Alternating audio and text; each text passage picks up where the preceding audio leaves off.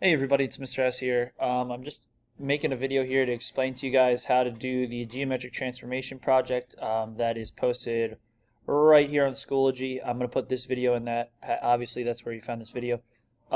This is what you should be doing on Thursday or Friday while I'm out. I will be in Core 1 on Thursday. I'm leaving half day then. So Core 2, 3, and 4, this is for you guys. Just to remind you of what you need to do and or if you weren't here at all, what to do.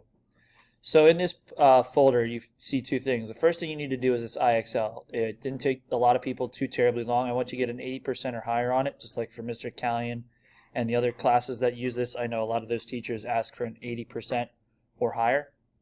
But then the geometric transformation project is something real simple. A lot of people got it done within 15-20 minutes. Some people put a little more detail into it, and that's perfectly fine. I'll show you two examples, both of which I'll take. But here's the description of the project. So you're being asked to create an original drawing to show your understanding of geometrical transformations. In this project, you can either draw a picture of your own creation or use the provided graph, which is on the back of this paper, to show the following four geometric transformations. Translation, which is a slide or a move, so we take something from here and move it over. A rotation, so instead of this, it's like this. A reflection, so here's my right hand, and now here's my left hand. They're reflections of each other. Thumbs are closest to each other, minus my ring, of course. That's a reflection. Dilation is a shrink or a grow. So we take an image and zoom in or zoom out. What I want you to do is I want you to create a drawing or picture of your own creation. You must have all four of these transformations in your picture. It must be school appropriate.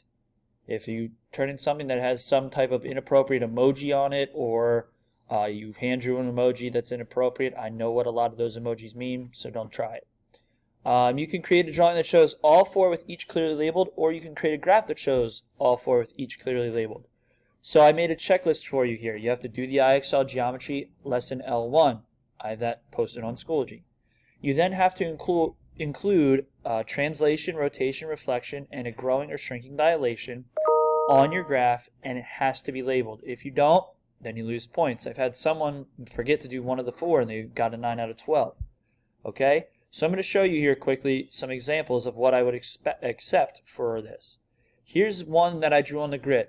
On the graph that's on the back of the paper, which I'll have in my room here, waiting for you with the rubric so you know what to expect.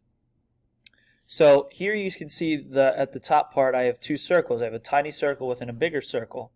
Okay, that's a dilation, going from small to large, like the same shape just gets bigger or smaller. That's a dilation.